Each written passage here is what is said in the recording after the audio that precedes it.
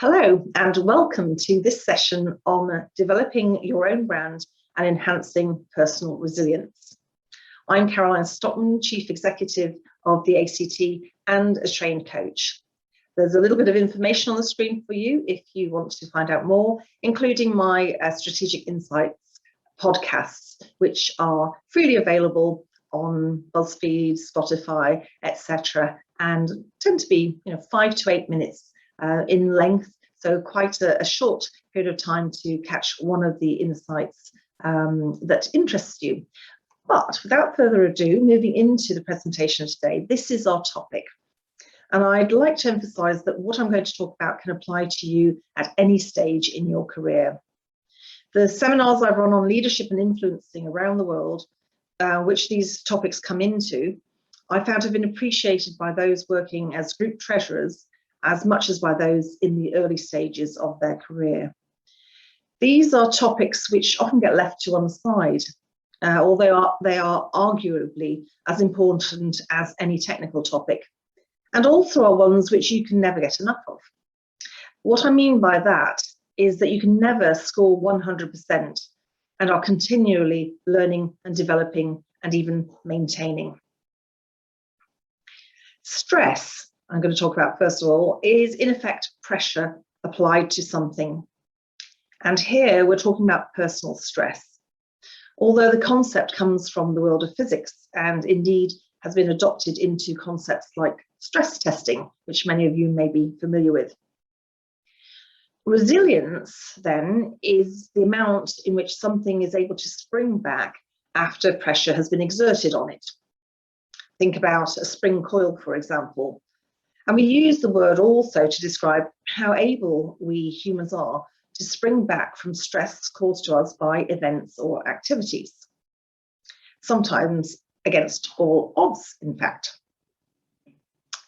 I like this chart as it shows how severely our normal functioning can be disrupted if we experience a stressful event, but also how protected from impact we are, in effect, if our personal resilience or ability to bounce back is high.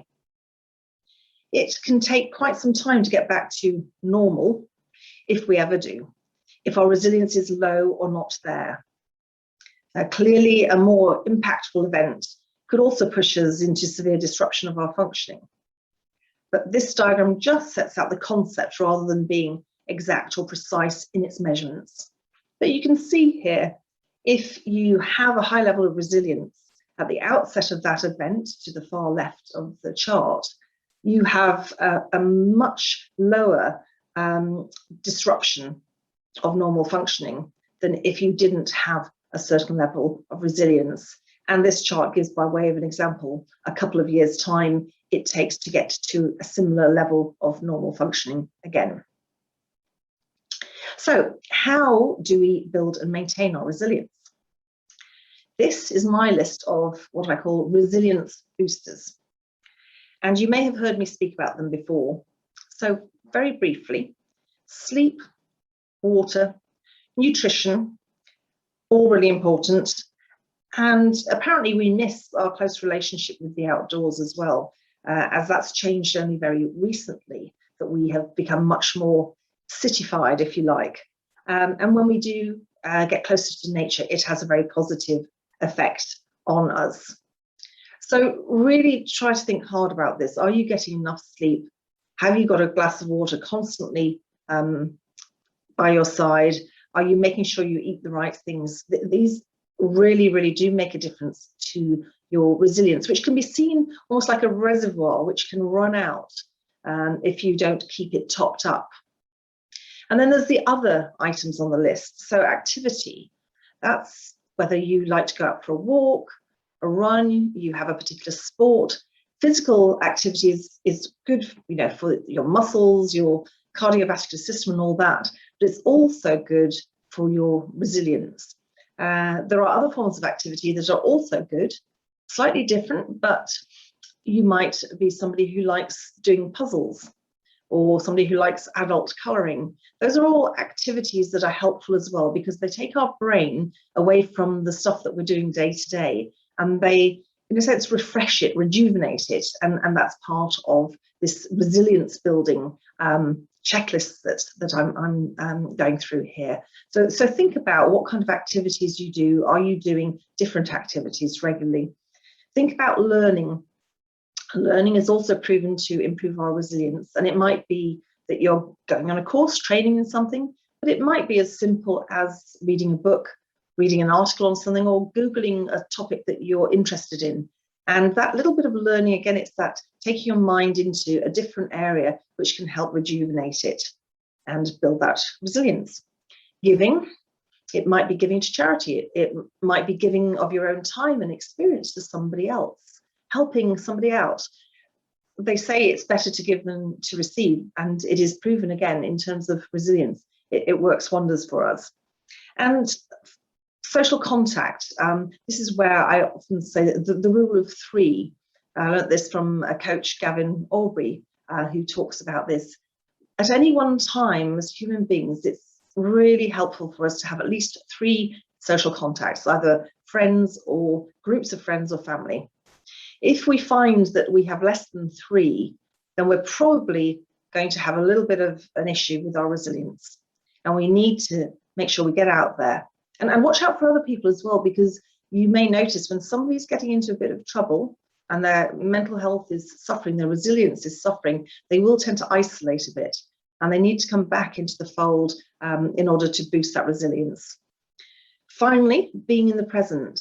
It's shown also that if we spend more of our time really focusing on the now, then that builds our resilience. So whilst listening to this, you may have switched off for a moment or two. You might have been thinking, what am I going to have for my dinner later? Or how annoying that thing that happened earlier today, that email I received really irritated me. The issue is we spend, generally speaking, as human beings, we spend too much time thinking about the past or thinking about the future. Now, it's good to learn from the past. It's good to consider our plans for the future.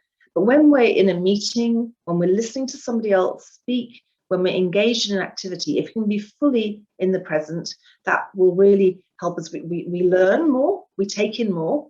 It's shown we might think we can multitask, but we cannot multitask for more than one complex activity. So you might be able to talk when you're walking, but you're not going to be able, some people can't talk when they're driving. And certainly if you're reading an email, you're not going to be able to talk about something else or even listen to someone else. So do think about that. So often in this virtual world, I think we are listening into somebody speaking right now, but we're also trying to do our emails at the same time. We don't get the benefit, but we also miss that secondary benefit, which is building our resilience. So, the importance of your brand. If you don't stand out from others, then it's clearly going to be hard to move up the career ladder. Though, of course, you don't want to stand out so much that you're seen as too eccentric or a difficult character or someone who just does not fit in. Having said that, people admire others who are true to their own beliefs and values, even if they're not in agreement with them. So my recommendation, first of all, is to ensure you're working for an organisation whose values are congruent with those of yourself, with your own values. You won't be happy otherwise, for a start, and it will also be difficult for you to be valued in an organisation that you're at odds with.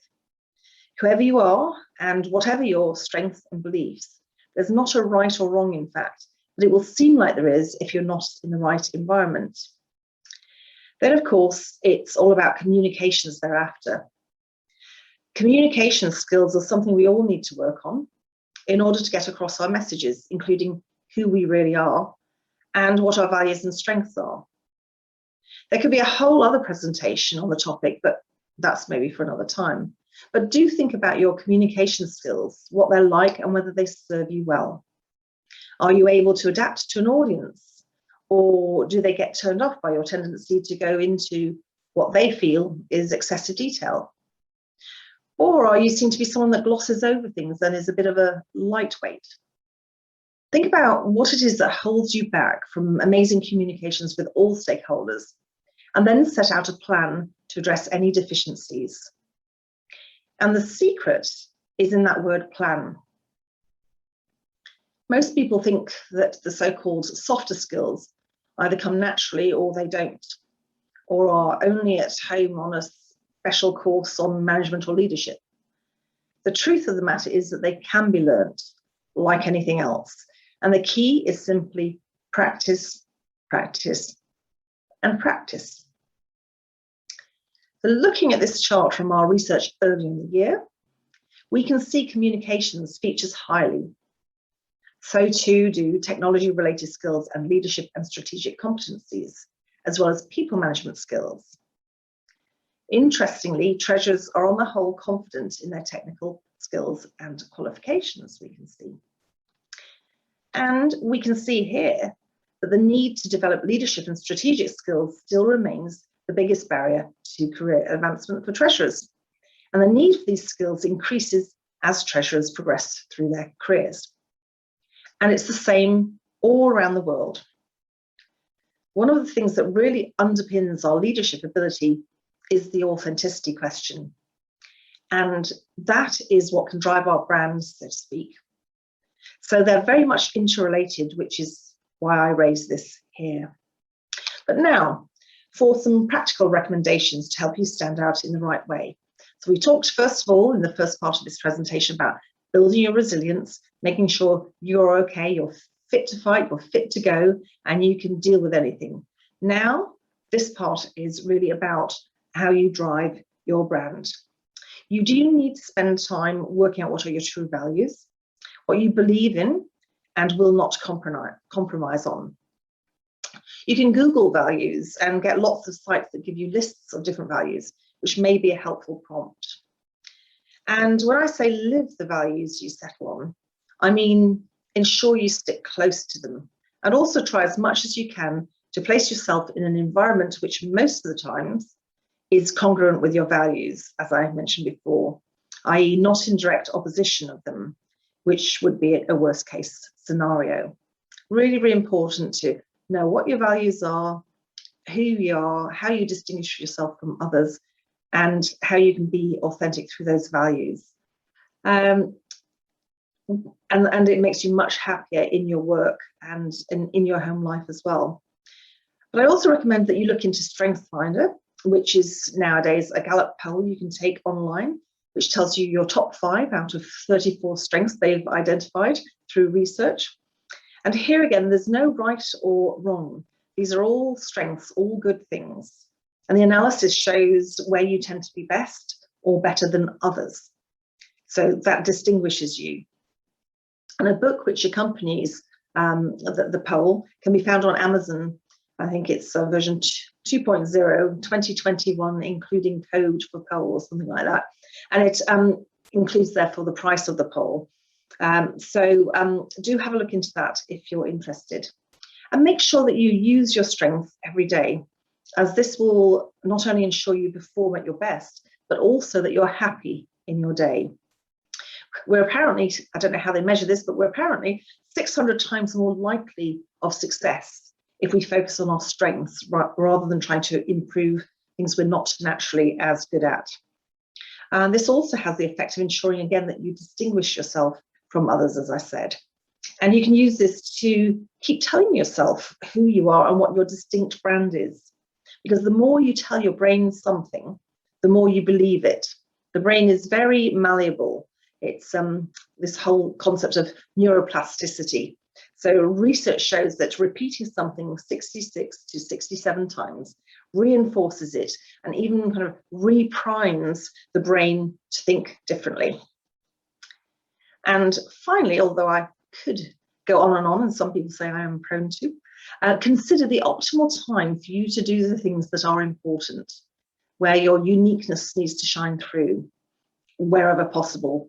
And there's a whole other area of training I do on this, time versus energy, looking at that optimal time, because how can you really be your best self and show your best self if you're tired, if you pick the wrong time, and if you're drained of energy? So we need to have energy as well as resilience in order to perform at our best, and therefore to be able to speak to people as to who we are, who the best version of ourselves is. Now, we often don't prioritize our time very well, so I'm just going to run through this area in a little bit more detail before we close. We often don't have the right energy levels, as I've alluded to, but some of this can be managed. We can list out things or situations that drain us of energy and those that fill us with new energy. And we can work on tipping the balance so we're gaining more energy than losing it. Think about getting a colleague to step in for that meeting that you find draining, but because they're different from you, they might actually enjoy. A win-win situation. Ensure if you're a people person, you're getting out and about, even if virtually every single day, because that will energize you. And log when you feel energized and when you feel drained. Are you a morning or an evening person? Are Thursdays a low energy day, or is it Sundays? If the former, don't plan an important piece of work or an engagement on a Thursday afternoon. If both, stick to the middle of the week. The benefits are huge, in fact, but we're often tempted to do things in a certain order, which is not strategic nor helpful to our personal brand. For instance, ticking off the list of small things first to feel a sense of achievement.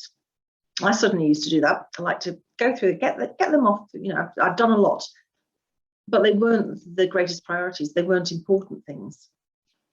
Doing things in the order that they're due, that somebody else has said that they want them from you. That might not be the optimal way to approach things. We can be clever and we can ensure a greater chance of being our best if we think and plan for it. And note this last point, which is really intriguing but proven to be true and opens up endless possibilities. In fact, if you can just think, we're always underestimating what we can achieve in a year. But let's be sensible about the day, but then what more could we achieve in a year, because we are in effect underselling ourselves in some ways. So thank you for your time today. I hope you found this of interest as a little bit of an introduction to the two topics, even if I've just touched on the surface of them. And they're absolutely fascinating. We could go on for a lot longer.